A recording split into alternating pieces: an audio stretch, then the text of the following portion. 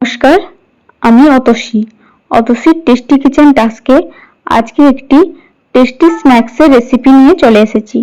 আজ বানাবো bread chop. একটি থালাতে পেঁয়াজ, কাঁচা লঙ্কা কুচি ও 1 চামচ আদা রসুনের পেস্ট নিয়ে নিয়েছি। এবার কড়াইতে তেল দিয়ে লঙ্কা কুচি, পেঁয়াজ ও 1 চামচ হলদি দিয়ে নাড়াচাড়া করে আদা ও রসুনের পেস্টটা দিয়ে দেব। এবার 1 চামচ জিরে গুঁড়ো ও 1 চামচ গরম মশলার গুঁড়ো দিয়ে নাড়াচাড়া করে আগে থেকে সেদ্ধ করে নুন মাখিয়ে রাখা আলু দিয়ে সমস্ত মশলার সঙ্গে ভালো করে মিশিয়ে নেব। এবার 1 চামচ চাট মশলা দিয়ে ভালো করে মিশিয়ে নামিয়ে নেব। অপরদিকে একটি পাত্রে 1 বাটি বেসন নিয়ে নিয়েছি।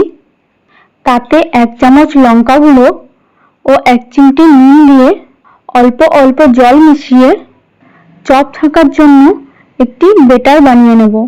এবার ব্রেডগুলো তৈরি করে নেব।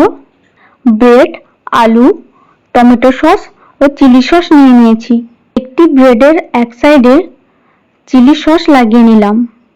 অপর একটি ব্রেডের এক সাইডে টমেটো সস লাগিয়ে মাঝখানে আলুর পুর দিয়ে স্যান্ডউইচের মতো বানিয়ে নেব। সবগুলো একই রকম ভাবে বানিয়ে নেব। আপনারা চাইলে এর ভেতরে ধনেপাতার চাটনিও দিতে পারেন, যার রেসিপি আমার আগের দই বড়ার ভিডিওতে পেয়ে যাবেন।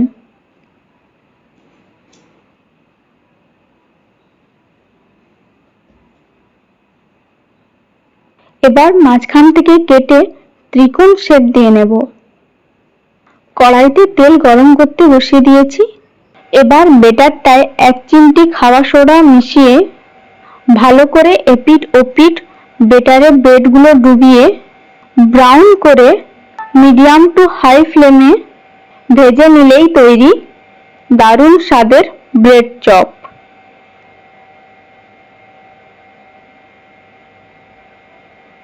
Spice up your life with Otoshi's Tasty Kitchen Task.